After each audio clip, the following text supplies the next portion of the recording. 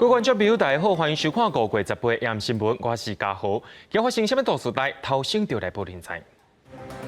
国内伫今仔日增加本土病例有240个人，大部分拢集中伫台北地区。另外，阿东病院也传出一个确诊病例过往的消息。台北放假有一位确诊病例，厝内面找无伊的人，警消找到的时阵已经无心跳甲喘气，送到病院也是救无回来。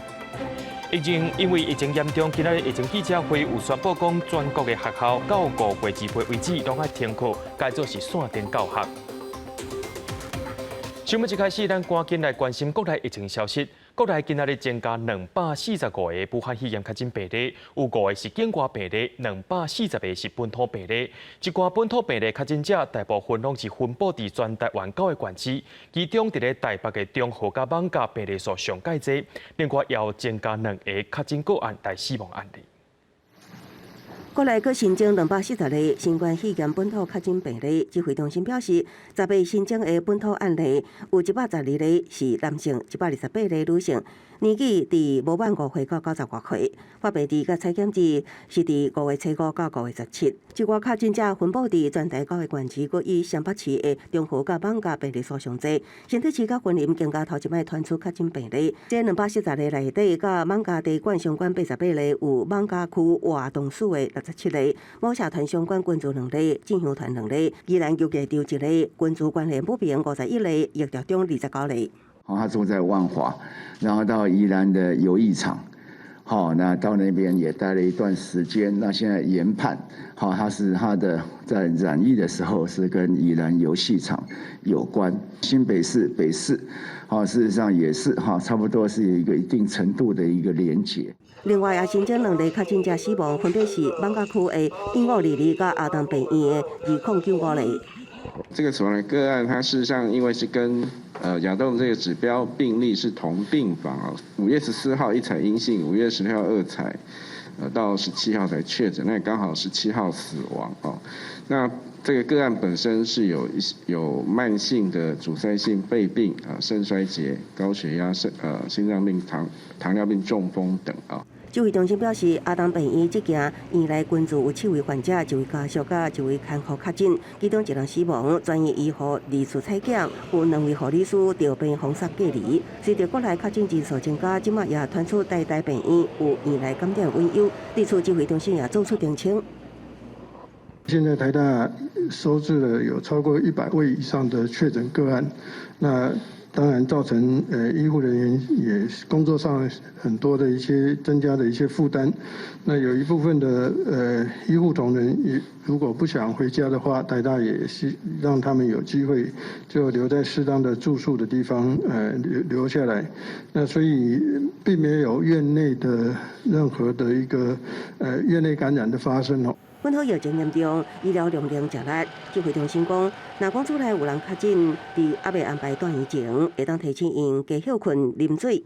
听医生吩咐食药仔，发烧的时阵食退烧药仔。多数病人是轻症，伫休困几天了后，症状会当恢复。请等待卫生单位通知，也毋过需要注意，症状敢是恶化。若讲本身是新冠肺炎重症高风险族群，毋通直接照顾确诊病人。确诊者伫厝内爱单独一人一室，也毋通甲确诊者食饭、同齐用物件。照顾结束了后，应该自最后一摆甲确诊病人接触日起，伫厝隔24天。记者综合报道。伫咧台北的艋舺有一位确诊的查某患者，说因为厝内面找无伊的人，经过通报了后，警消单位总入去解救。发现的时阵也已经发现讲伊无心跳，也无喘气啊，送到病院也是救无回来。另外，也有台北市机关检举讲，艋舺地馆内面的外籍小姐，假做是看护入来到台湾食头路，疫情逼出来了后，真是煞走转去中南部雇主遐，这数量可能有上百人。伊也呼吁警方着爱稽查，店家也着爱带员工去做台。大批警消围伫民家厝前紧急弄门，发现内底有人无喘气、心跳，送医了后死亡。疫情指挥中心证实，伊就是1522例艋舺60多岁女性确诊者。这名姓李的妇人家己住伫艋舺，初十出现发烧症状，14就医采检，16确诊，过2天17。家属突然联络袂到，着急通报。迄天暗时，方发现倒伫厝内，到医抢救无效，确实死因有待厘清。那1522为60多岁的女性，那于万华区工作，个案17日倒卧家中，同日送医急救无效，不幸死亡。只是外界却传出，这名妇人人拄开始时症状真轻，到大安病院体检了后确诊。病院却不愿意受理台北市长郭文地表示，若讲伫快筛站采检，结果出来就会伫第一时间处理，也毋过国内采检量一日增加，若讲是就医采检时间上可能有一寡问题。目前 PCR 坦白讲是有点塞车哦，那所以有时候你去医院做检查哦，到做 PCR 出来要几天的时间，那出来以后还再去通知医院的说哈，这有点 delay 了。加强青少年做环保局唔加凊彩，艋舺是台北市的疫情重区，也毋过有市机关出面讲，艋舺地关的外籍飞客以看护名机来台，伫本土疫情爆发了后，陆续转去中南部，头家遐比红头目前估计有900人。有这个资讯，有人跟我检举，就是我们的这个万华的居民，有些是客人嘛，发公就消费，他提供的讯息啊，他们都很多都，像举例说，有一位小姐，她的雇主就在嘉义，前2天就回去了。另外，艋舺分局统计，目前艋舺65间的地点仔中有22间店家负责人，答应会带所有员工去柜台，警方也会加强临检。毕竟，若讲北都四过线串联南北传播链，恐惊佫造成疫情的新空棚。记者综合报道。因为本土疫情搁再加起来关系，教育部今下晡宣布讲，对明仔载开始到2月为止，全台湾公私立学校，包含幼稚园，拢爱停止上课，连安亲班、补习班也爱配合停止上课。若阵家长烦恼讲囡仔无人照顾，除了会当请防疫照顾假以外，教育部也讲会当甲囡仔送去学校。将继续升悬到17为止，已经37位国际学生确诊，加上确诊关系已经超过半数，互家长烦恼学生到学校的群聚风险。教育部伫部分中18下昼紧急宣布，19这礼拜全国各级学校停课无停学。改采以居家线上学习的方式来进行这个时间里面的相关的课程。那儿童照顾中心及补习班，我们也会同步的来请学生停止前往。以在家学习或休息为原则。教育部说明，各级学校该采用线顶学习是正式课程，校内无另外补课。因应停课，家长也会当申请防疫照顾假，无线顶学习设备的家庭会当向学校借。为了疫情就没有办法，因为可是有些上班的家长不知道怎么办。如果双方家长有一个可以先请假，就先在家里照顾啊。教育部表示，家长若无法度照顾学校有关需要，提供学生到学校学习甲用餐。因为多数学校进前拢已经演练过关期教学，面对临时停课，学校也表示已经准备好。孩子的学习不能等待，所以而且我们每一个老师都已经具备这样的能力。伫高雄有部分学校原本安排这2礼拜断课，对此，高雄市教育局表示已经请学校延到停课结束。刚好有遇到期中考试这些定期考察，那当然是要延后到这个恢复上课之后来做处理。另外，教育部也要求各县市政府甲学校伫线顶学习期间设立资讯专线，提供家长甲老师协助，搁确实掌握学生健康甲学习状况，希望唔通互疫情影响学生的受教权。记者综合报道。讲到新北市的部分，已经是连续2天，逐日的确诊病例都有上百人。今仔日伫中和上侪病例有33个人。新北市也公布确诊者的活动行踪。另外，市长侯友宜也呼吁民众，若准有艋舺接触史的人，就要赶紧去做体检。甚至伫全国停课了后，侯友宜也呼吁企业，若准会当停止上班，上好是互员工休困。新北市本土疫情正严重，连续2天确诊人数超过100人，加前2天无共18以中和新增加33人上济，邦桥26人第4。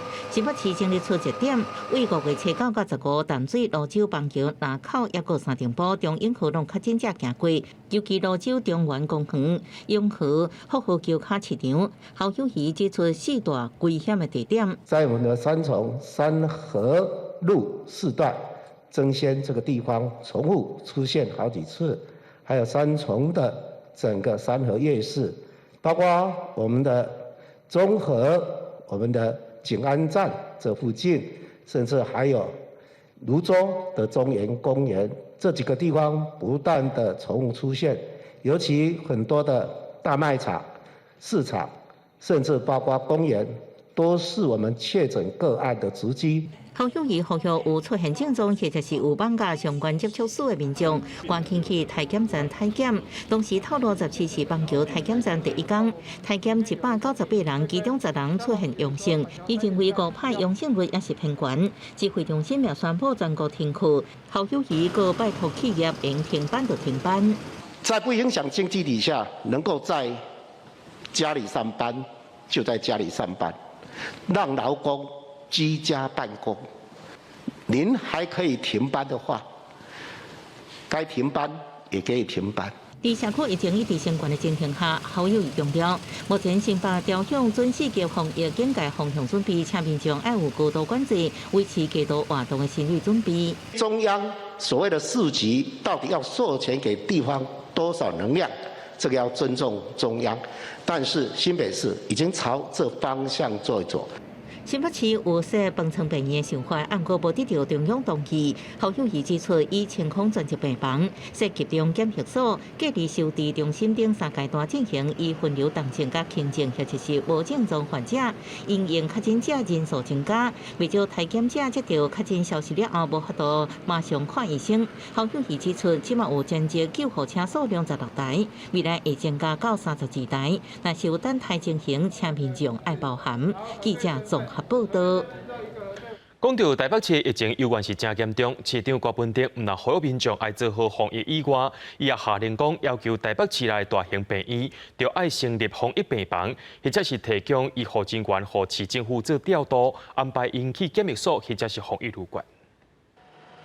新冠肺炎疫情严重，台北市18本土个案新增加102例，敢若比新北的106例较少。不过今仔日上山一间防疫旅馆，蔡启宏也出来讲，唔但有带居家检疫者，也有一般的旅客，甚至也有快速体检是阳性的人。旅馆的员工烦恼，落富德饭店群组感染的事件会阁发生。可以持续对外卖房间，可以持续双头获利。这是正常的状况吗？原来的防疫旅馆里面的确有几家是分商分流，收治快筛阳性的，他一定会有医护人员进驻，不会让防疫旅馆的员工做第一线的人员。台北市长郭文德嘛下令，要求市内大型的病院要成立专职防疫病房，或者是提供部分的医护人力，和市府统一调度去检疫所，或者是防疫旅馆。只有2个选择，一个是成立你的防疫专责病房，然后我们要求你要把病房的名称、床数、床位全部交出来。没有成立防疫专责医院的，就必须提供一定比例的医护人力，供台北市卫生局调度。郭文德讲，即卖已经未付起饭床病院啊，会直接征用大型的旅馆来做防疫旅馆。嘛强调讲，毋是快筛阳性，或者是 PCR 阳性确诊了后，就一定爱住院。若是住院了后病情无较严重，就会当刷去防疫旅馆，保留病院的病床甲能量。台北市嘛准备20架防疫专车来载这个患者。郭文德讲，暂时成立快筛站以来，头一天验出阳性率是11%，即嘛有降较低。17个时阵验出阳性率是7.9%，18是4.7%，显示目前的策略是有效果。希望大家若无必要就莫出门。这疫情是可以靠国民自动自发的行动，你知道吗？还是可以在过去5天可以看到相当有效的在控制。那加油啊！我们一定可以打赢这场战争。郭文德爱民众主动自发封城，台北市的车流量变较少，百货商场嘛家己调整营业时间。伫台北市交通中心的经站，大省伫18到19，自主暂停营业2天，规栋楼做大消毒。郭文德嘛甲中央拨予台北市的疫苗，统一由卫生局来管制。第一线的防疫人员会优先来做，也若敢会封城或者是进入第4级的警戒，会看情形来处理。记者综合报道。因为疫情关系，湘北地区高中以下学生囡仔拢比别来搁较早停课。伫咧台北市囡仔会当用库克云来学习，想袂到这个平台一声伤过侪学生上线，系统无法度负担煞卡掉咧。市政府除了紧急抢修以外，也打算要用行政区来分散学生，解决着这个系统塞车的问题。检选网站登入系统，毋过煞一直无法度登入。国内疫情紧张，湘北市17宣布高中以下学生停课，台北市学生应用库克云线顶学习，毋过好亲像先过侪人登入，负载过量无法度用。Online 跟 Offline 的这个线上的课程平台造访超过387万人次。我们从今天早上8点半开始，每15分钟一个时段。我们12个行政区的所有的学校分区分流上线，我们会收集相关需要再继续不断提升的一些方向。那怎么样能够把这个系统能够建立得更好？台北市府马上抢修规划所在区要分区分流，新北市也拄到同款的状况，也是紧急规划分流措施，降低系统塞车。平常是3.5万的浏览人次，昨天暴增到63万，增加了18倍。那再到现在目前为止，已经超过了122万以上的浏览人次，从3台的伺服器增加到18台的伺服器。过去我们是用单一入口的连线方式，改成叫做认证分流。各学校有应用措施，看是要改用 Google Meet、军业教育平台，也是微软的 Teams 直播等各种平台。拜一路各家己发展线电教学资源系统。网络上先做课程的指引，导他们去看其他现在目前有的教学平台上的影片。教学指引完之后，他们去看完影片，在我们下次直播课程或者是线上课程的时候，才会跟他们去做一些统整式的一个回馈跟那个说明。所以集合其实是这个数学语言里面很重要的一部分。老师直播同款的时段，用直播引导同学收看相关课程影片，佮经由直播统整回应问题，确保应有更较及时性的互动。要将这套运作模式利用线电方式来指导目前无停课的桃园南坎高中，希望面对所区的全台大停课，应协助更较侪学校做好万全准备。记者综合报道。台电伫咧5天以来失电2届，甚至爱改做是分区送电，引起民众埋怨。经济部长王美花也去予国民党的立委捧，爱伊落台负责。王美花下晡是透过影片来甲社会大众回息的，也强调讲伊会依照着总统的指示，要求伫台电1礼拜以内就要提出相关的检讨报告，爱做处罚的也会一回做甲到。513大停电的记者会，经济部长王美花才打讲台电会认真检讨、调查，还佫有追究责任。想袂到过无5天尔，佫发生一届大停电。17暗台电紧急召开记者会，坦白讲供电的量无够用电的需求。因为国民党要求经济部长王美花要落台负责。短时间让大家停电2次，非常的不应该。那台电公司会从电厂的管理、应变的速度、机组的排修，都还有很大的进步空间。那后续我们会按照相关的检讨报告进行相应的惩处。台电讲17相关的用电量是3744万度，佮创下济年来5月份尖峰用电的记录。所以18甲尖峰用电预估调关做3750万度电，不过下晡4点了后改做3728万度电，备转容量率是7.4%，下晡点外佮减做6.73%。不过买手国也关做8.3%，用电也是真安斗的黄灯。都惊第3届停电，台电推出3大措施提高供电率，包括工业用电大户，下晡4点了后减少用电，按算会当减少80万度用电的需求。嘛协调民营的电厂，增加气电重型机组备电量，安尼会当增加25万度电，也佫有16万度的供电量。个别通知大用户议低用电条件及加强需量反应措施。于16时后减少用电。5月13大停电，台电公是因为操作了唔对去，地输回流排故障，4台机组供电量减210万度电，停电5点外钟，影响超过400万户。也若17暗时停电，台电讲限电量差不多是100万度，66万户停电50分钟。台电讲因为电力供需失去平衡，地输爱降载停电来保护系统。不过另外学者分析，备转容量率10%，所以一直发生停电，都要重新检讨。也若再生能源，尤其是太阳光电发电的装置，我认为标准敢会伤过零。现在的面临的问题是晚上，不是白天，就是太阳光电是用装置容量的20%来计算的，但是晚上是没有的。台电表示，下晡或者是天暗了后，太阳光电的发电量减少，所以无法度供电，会积极调度机组来管理降低用电量。不过供电也是真安斗，呼吁用户都要共同来准则用电。另外，针对轮流停电的CD 组用户，因为短期内2届停电引起民众的不满，后届若分区停电会修改做 E 甲 F 区。记者综合报道。咱的台电出现失电的风波，总统蔡英文今仔日要甲民众会实的，伊也强调讲会检讨电力调度规划。面对到本土疫情加悬，总统蔡英文表示，国产疫苗对7月底开始会提供头一批出来。5月13全台湾熊大停电了后，17暗时阁有一波分区停电，民众是感觉真不满。总统蔡英文早起去中央流行疫情指挥中心视察的时阵，先就停电的代志，甲民众回息的。1周内有2次这样的情况我想不只是民众很难接受我也很难接受那么在此呢，我要跟大家表达歉意但是更重要的是，这2次的事故或许有一些人为的因素但是这2次的事故确实提醒我们需要重新的检视，并且要思考我们全国电力调度的规划行政院长苏贞昌嘛认为讲，这显示台电反应的速度无够，要求经济部长王美花在1礼拜内就台电的电力调度、应变能力等彻底检讨，而且提出改善的方案。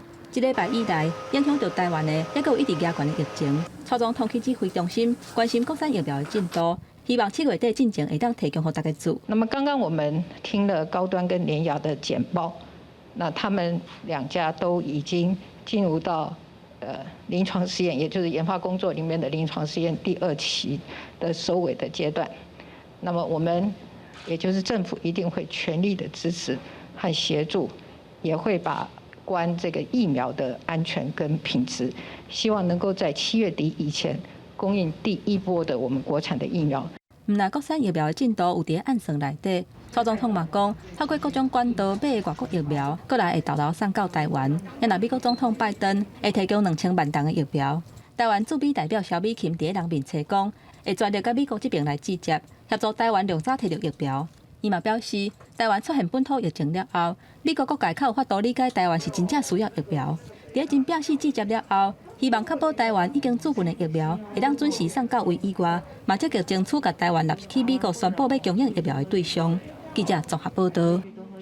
对着阮的镜头来看，在地上大条，伫高雄凤山的仁辉病院逼出一位行政人员去染着武汉肺炎。市长陈其迈也下令讲，规间病院爱消毒，全院也爱做体检。目前有追踪303人，初步采检94名员工，有1个护理人员来确诊。市政府也表示讲，若准这位染病行政人员有暗砍任何行踪，就会该罚钱。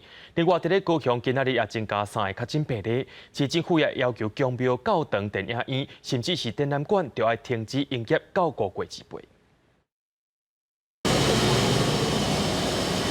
请个队的人员全副武装去凤山仁辉病院做消毒，除了院内。病院附近的5个里，街路巷尾嘛拢遭消毒。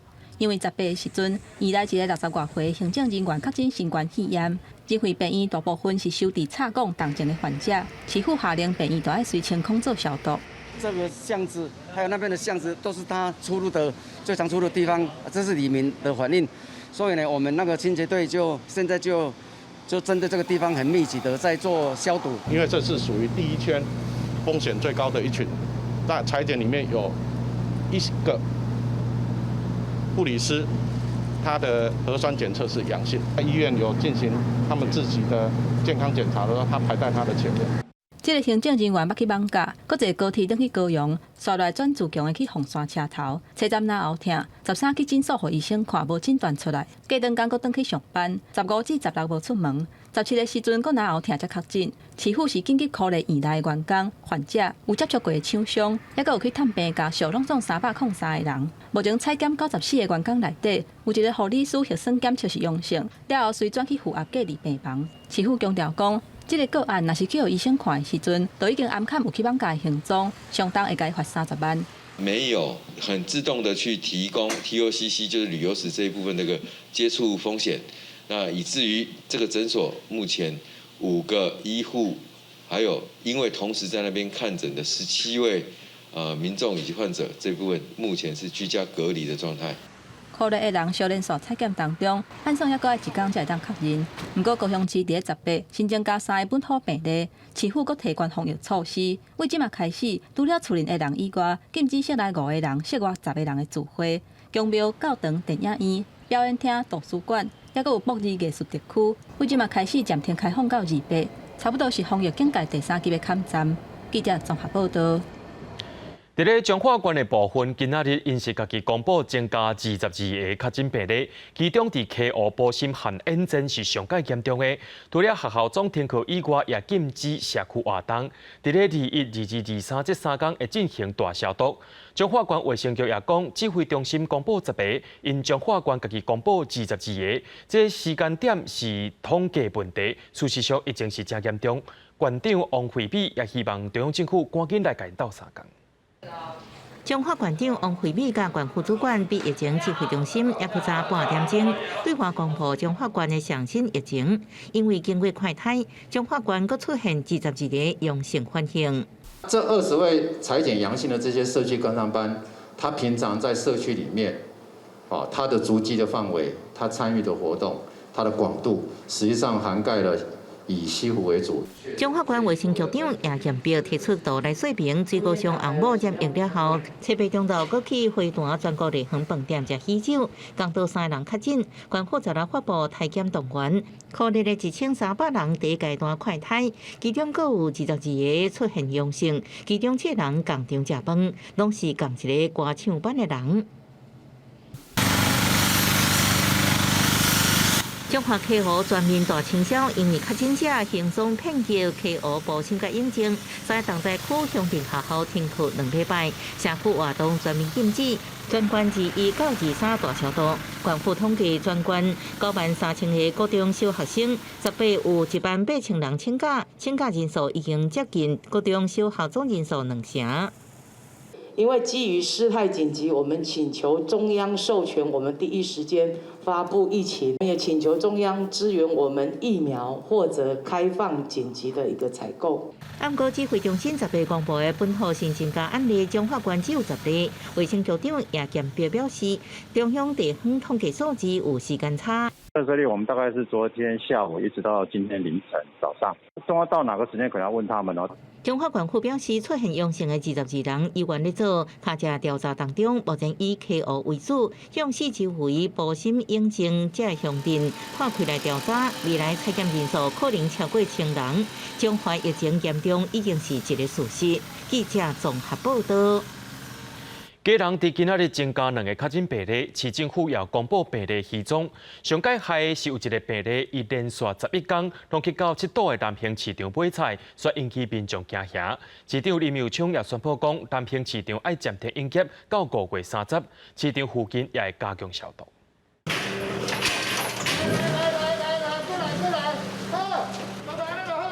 伫7堵南平市场的番啊，物件款款的是随要离开。店面的铁门嘛，随拖落来，准备要休困。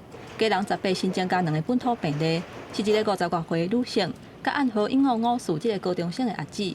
家人市府公布这个50多岁女性的行踪，由初2开始，连续11天去7堵南平市场买菜。市府除了紧急宣布市场都要暂停营业到5月30，伫市场的4口内啊嘛做大消毒。说那个有确诊者有来这个市场逛啊，这样子。我想问一下，就是我们这边和他其实我看就是收的很快，那其实多少是心里有没有点担心这样？有啊，多多少少会呀，这样子啊。哎呀，因为很多天他连续来了好几次，听说啊。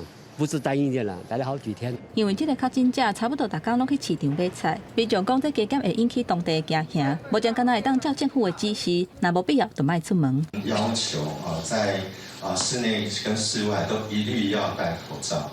第二呢，我们也希望所有店家大家鼓励尽量外带，不要在室内来使用。林佑昌讲，初步疫调显示，这个50多岁的女性，甲绑架群组感染有关系。另外，暗号英語5事的阿姊17確診，目前已經扣了49個人。這個個案，伊捌伫美金路的高鮮火鍋店上班。那他自述，他在工作的期间呢，都有佩戴口罩。他在5月9號，是在我們的仁愛市場中午的時候，在2樓的某攤位用餐，那還在疫調當中。家人市府17公布有2個人確診，伊2個人初5捌去樓底豆奶大王食飯，隔頓工去艋舺金華島卡拉 OK 消費，也閣有去舊正咪咪茶館找朋友。家人市府強調講，無論是室外也是室內，攏愛刮嘴暗，若是講袂聽的，一律會依法來裁罰。記者綜合報道。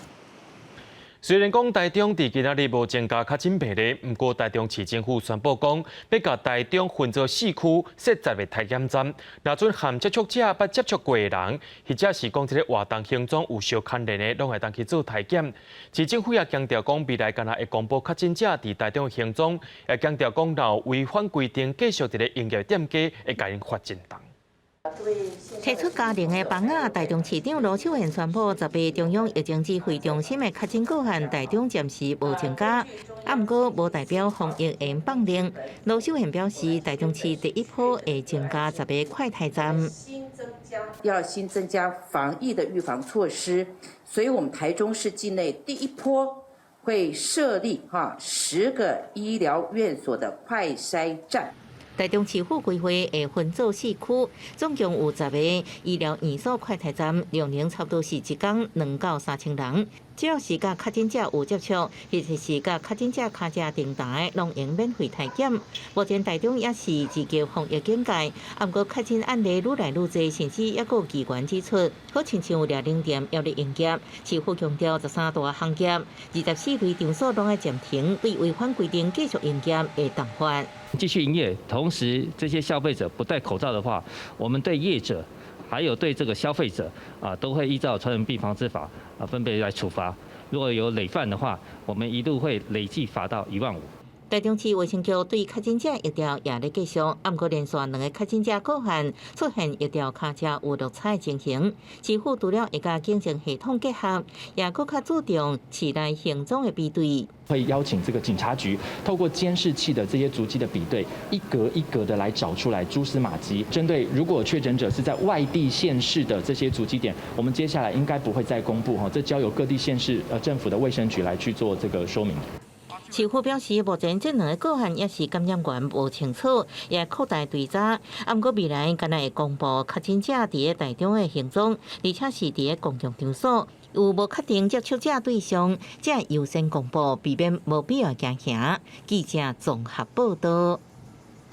伫咧云林地区，伫今仔日又增加一个确诊病例。县政府也随召开记者会表示讲，这个确诊病例伊本身有带病，平常时是袂出门的，而且民众唔通惊吓。18下昼3点，云林县府紧急召开记者会，因为云林县出现这波本土疫情头一个的确诊案例。新一名垃圾大会带伫云林元涌乡独居的查甫人，伊伫5月12到虎尾高铁站载家己阿姊转去，伊的阿姊是确诊1977年，后来经过体检阳性确诊。他是他的弟弟所以是唯一的接触者哦。那这位接触者那我们目前所公布他的足迹是5月12号。当时的上午11点40分在台湾高铁云林站，那载姐姐回到自己的家中。云林县府表示，后续伫5月15号下昼1点11分，小弟搁载阿姊前往高铁坐车上北，呼吁捌伫这2个时段去过高铁站的民众爱加强自主健康管理。另外，台中有一名男性确诊1886例，超过于隐瞒5月12、14到15，有去云林县3天时间。台中市政府将建议开发。对我们对于有人疫调不实，我们会给予重罚。大家也知道，昨天我们已经宣布要重罚30万，最上限是30万。但他是忘记了还是记不住呢？我们觉得他是有蓄意要隐瞒呢。云林县府表示，云林这名确诊的查甫人，平常时一个人家己住，本身是感染末期患者，因为身体健康状况无好，这几天并无外出，这民众唔通过度行行。即马若要外出，一定爱挂喙掩，做好防护。记者综合报道。国际上要紧，咱来关心全世界疫情。讲到泰国疫情，最近又搁再举起来咯。主要原因是因为加勒界面发生群组感染事件，17增加超过9600个确诊病例，其中超过70%拢是加勒内面的受刑者。另外，最近新加坡搁逼出社区感染，提出本地伫5月26要甲香港推动旅游气泡，正式宣布讲，这个政策要搁在时间延后啊。香港赤鱲角机场甲新加坡樟宜机场，拢是国际航空业转机的中心。伫1年外疫情影响之下，两地航空业也拢是强要无开。去年双方也有协议，由新加坡航空甲香港的国泰航空执行所谓的旅游专案班机任务。原定为11月开始，每礼拜一个班次来回新加坡、香港，旅客人数上限200人。不过后来香港疫情再度升悬，旅游专案头一摆延后到今年5月26。半年了后的今嘛，香港疫情稳定的同时，换做新加坡出现变数，港府就决定将伫6月13宣布旅游专案计划走向。伫其他东南亚国家的疫情方面，上新统计显示，泰国当地17单日新增确诊人数创下新高。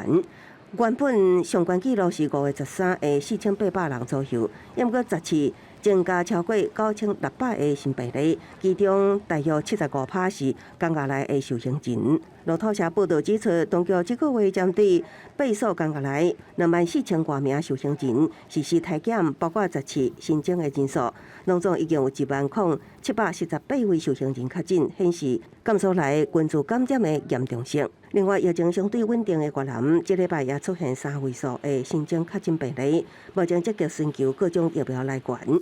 越南政府指出，今年来的目标是要摕到1亿1000万吨左右的疫苗，其中包括向辉瑞药厂争取的3100万吨，加 AZ 疫苗3000万吨。另外，透过世界卫生组织合作机制 COVAX， 有希望摕到总数3890万吨，其中170万吨 AZ 疫苗已经伫16运到越南。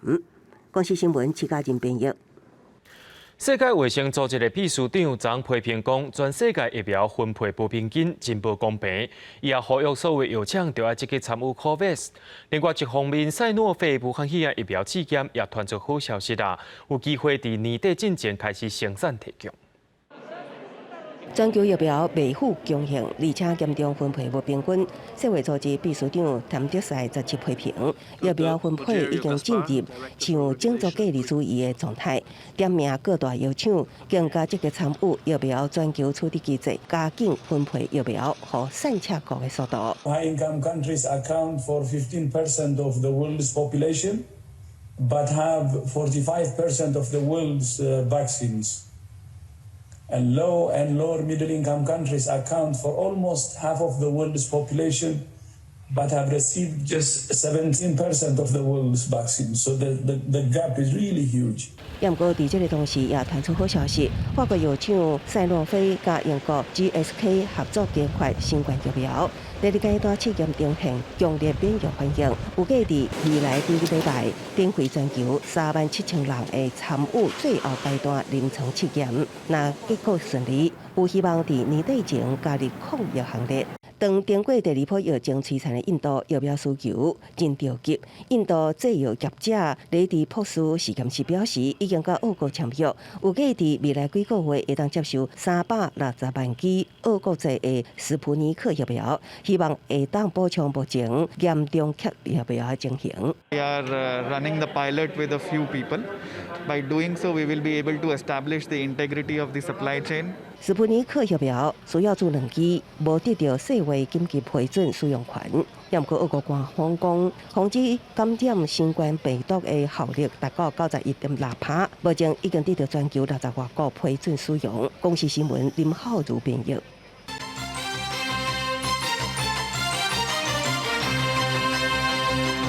因为外国资金投入台股333億，加上用资大减，美国疫苗有机会来台湾。今仔日台股一写着开真悬，电子类股又回来本地水准，另外钢铁航运又吹起嚟，落尾台股去792點，收伫咧16145點。即话台湾本土确诊病例增加，礼拜一伫投资人惊吓被压制下，台股中是重盘550點，不过外资趁机回报333億，加上融资最近5天大減550億，鼓勵台股今日起將近800點，盤中上懸有16753點，創下單日上大起點的紀錄。分析師認為，自頂禮拜以來，台股即擺已經落超過2500點，60千的 IC 設計股、航運、鋼鐵全面反彈。收盘有208件是红记记。法人呢在低档这个逢低扫货，像昨天呢外资就大买了台股，国内的投信也是呈现买超所以在疫情这个利空冲击的情况之下，法人在低档这个大买这个台股也激励了台股的一个投资人的一个信心。台积电今日是大起23块，以572块作收；联电48.3块，鸿海起8.8块，收伫107块；联发科起将近8%上悬来到990块。台股伫电子类股回升之下，各类股拢起，其中博深的钢铁、航运气势上强。另外，金融造纸类股也表现袂歹。财经专家认为，台股行情会甲疫情慢慢脱钩。台股升市第12，风声台湾要进入3级警戒，大盘落1417点，创下史上盘中上大6点。过一礼拜，台股佫因为盘深反弹，创下大日上大起点。好消息是，台湾争取疫苗有希望伫下个月到位。另外，今日新增加240例本土确诊，无大幅度增加。不过，分析师表示，台股反弹过程中，依然面临12线到月线反压，加上季线也出现下弯，投资人应该爱细致。记者综合报道。由咱国内所研发对抗武汉肺炎疫苗对抗武汉肺炎的汉药清冠1号，去年伫欧美国家就被加列普普啦，也因为讲咱台湾针对着新药审查较顶真，所以这段期间拢无实无实。不过卫福部总算同意给予授权，已经有2间药厂来申请，上紧伫这礼拜就会当摕到临时药品许可证。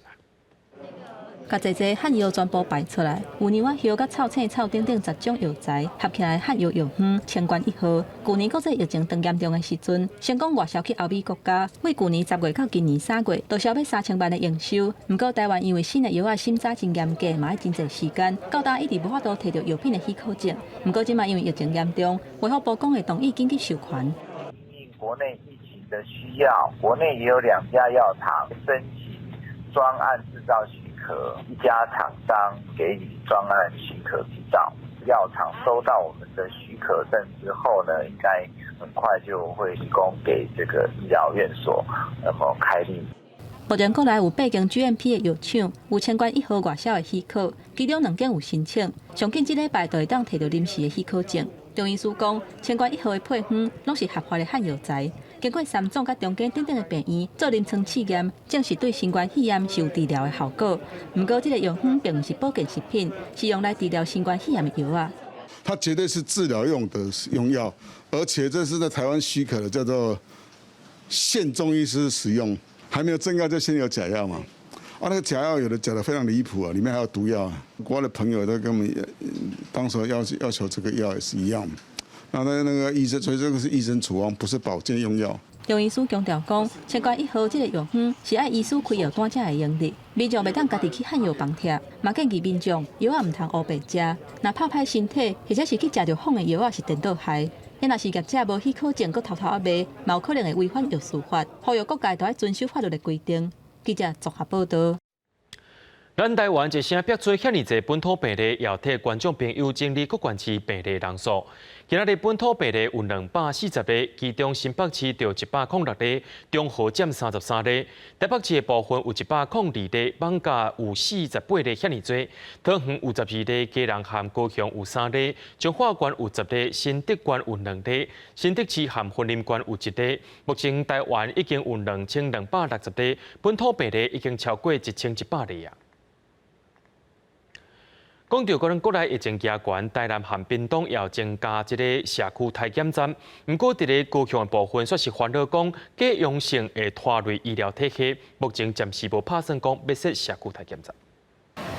卫生所外口大布棚，这是台南市东区卫生所市府为保留医疗量能设户外体检站，提供亲像中央工具、疫调卡车的人，或者小绑架活动室、上班活动室等人扩大体检，检体交由市内3间专业检验单位做 PCR 核酸检测。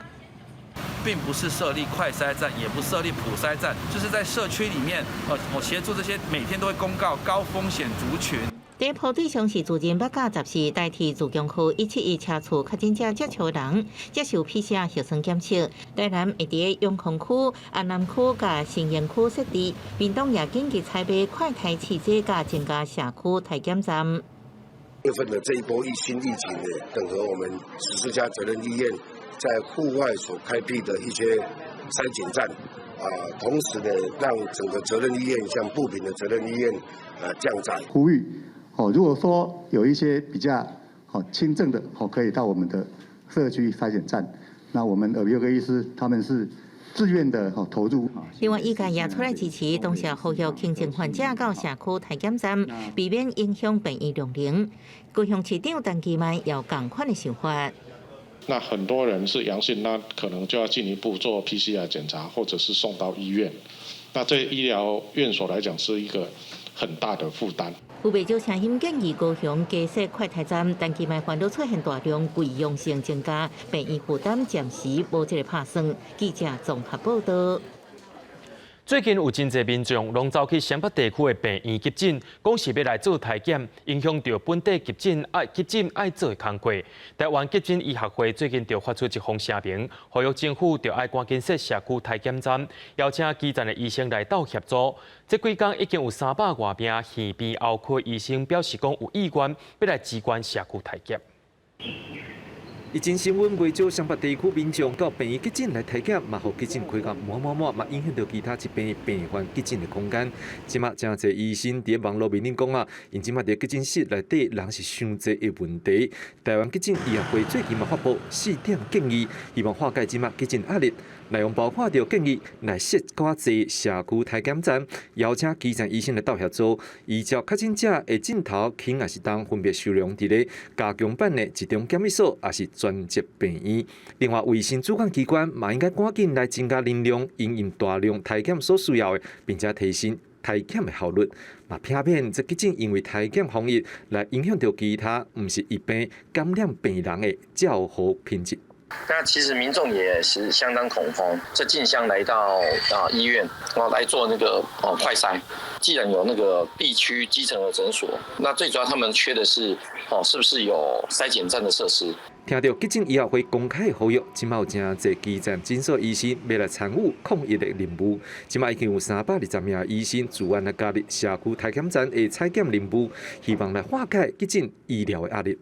各地其实需要采检的病人越来越多啊，那医院设计的采检站其实可能还要需要在更多的采检站来加入。那当然，诊所的医师义不容辞，愿意站出来。急诊室现在被这些自己担心的人都挤满了了。那采检站很多，那都挤到在大医院的这种急诊室。那医师在救助上面的一个环境空间的不良，那效果当然就会变差了。但是，同时希望基层医生的参与，除了互病院来维持原本的急诊医疗的能量，嘛降低这民众因为体检伫病院急诊来受到感染的可能性。记者张志雄、吴家宝台北报道。嘉义县市进入到准3级警戒，各病院也出现采检的需求。卫生局表示，若无去到危险区域或者是接触史的民众，这段期间是较莫去到病院采检，避免影响到病院采检的量能。嘉义县进入准3级警戒，中昼的时阵，县政府过来强调施早防疫措施，除了宣导正确的防疫观念。县政府嘛开始规划快筛站的设置。那我们这边也已经做好规划了，那东西也准备好了。如果届时说需要的话，我们可能会再看需要在哪个乡镇或是在哪个区域，我们来成立快筛站。因为疫情，嘉义县市各大病院的采检人数，甲顶个月比起来增加真侪人。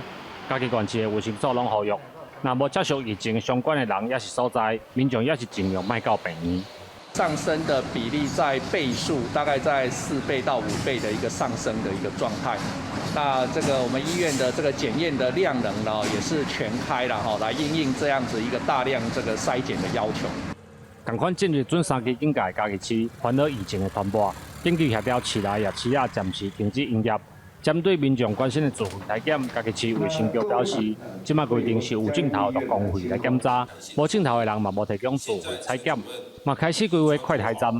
如果整个国家的政策是要设这个社区筛检站，那我们也会赶快设立，让有需要的民众可以来做这个筛检。目前嘉义县市病院使用的采检是核酸检测，时间较长，毋过较准。快筛站使用的抗原检测虽然只要15分钟，但是若是初期感染的人，可能就会检查袂出来。病院表示，减少出门、挂水烟、定定消毒洗手，是目前上好的防疫措施。记者林慧婷嘉义报道。新竹市今仔日又一个确诊病例，市政府除了加强确诊病例活动地点的消毒以外，又去视察大卖场的防疫措施。大卖场也讲，国内物资充足，袂欠货，也请民众唔通囤货。政府宣导过来物资充足，不过会使看到放泡面的架仔顶悬，也是已经卖了空。大卖场经理讲，这几天民众来买物件，以罐头、泡面、佮卫生纸为主。面对民众的抢买，卖场保证会增加补货，绝对不出现欠货状况。我们的供应是完全无虞的，是满足的一个状况。前2天因为大家有恐慌抢购的一个状态，商场门口也只要求实名制，嘛有帮体温、喷酒精的动作。餐厅的内容区嘛已经完全封起来。食物敢若会使炸走，希望降低群聚的风险。眼睛的防护罩和手套跟客人的一个接触的话，也是定时2个小时会做一个全面的消毒。面对这个疫情我们绝对不能掉以轻心要非常严谨的来看待那也希望大家配合相关的指引。最重要的是，拜托大家外出的时候一定要佩戴口罩，而且要戴好、戴满。另外，新北市今日传出一名确诊案例，原本因确诊破工，市府得到通知，赶紧派人到确诊者去过所在消毒，也呼吁市民尽量莫出门。记者杜君豪新竹报道。明仔载全台湾的学校拢停课，负责学校营养午餐的厂商下晡接到消息了后，也讲有一寡实在都已经处理落去啊，根本袂赴法庭。因也烦恼讲，实在损失加速落来2礼拜员工的薪水，政府敢会有补偿呢？像这鸡腿拢淹落去啊，明仔都浪回去啊。 2300支鸡腿已经落去时，原本要送去家人的学校，因为本土疫情继续在逼，中央18下晡宣布，对5月19开始，全国高中以下拢停课。负责团膳的厂商讲，这2礼拜对营养午餐供应链会有真大的冲击。以今日来讲啊，每一个囡仔差不多爱600至800公克啊，照这个18000人无来。 1、2公吨爱倒掉。双胞胎家人加起来餐数大概是咧差不多60万餐左右。所有员工其实都基本拢咧休困。我们会请相关的团膳业者伙伴提出有关的佐证，来依合约规定办理哈。 除了这2礼拜团膳业者员工的薪水给付等等的损失，教育部嘛针对团膳业者已经传好的食材这部分的损失，表示会请相关的业者甲团膳伙伴照合约来办理。也那各地方原本已经传好的团膳食材，农粮署表示会到协助小企拍卖市场甲超市。协助力道要大一点的，可能会是在有机的部分去做蔬菜箱的方式去做宅配。 尤其菜市这部分，上北1礼拜有41栋，农粮署表示会透过台北运销公司甲新北果菜运销公司辅导农民开发，甲菜市箱送到厝这种的新通路，增加销路也降低损失。记者阿明真、谢桂林综合报道。明仔载天气是好也是歹，做回来看预报您就知。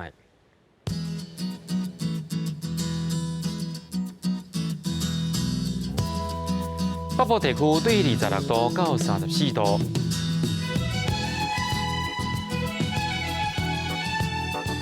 中部地区对26度到35度，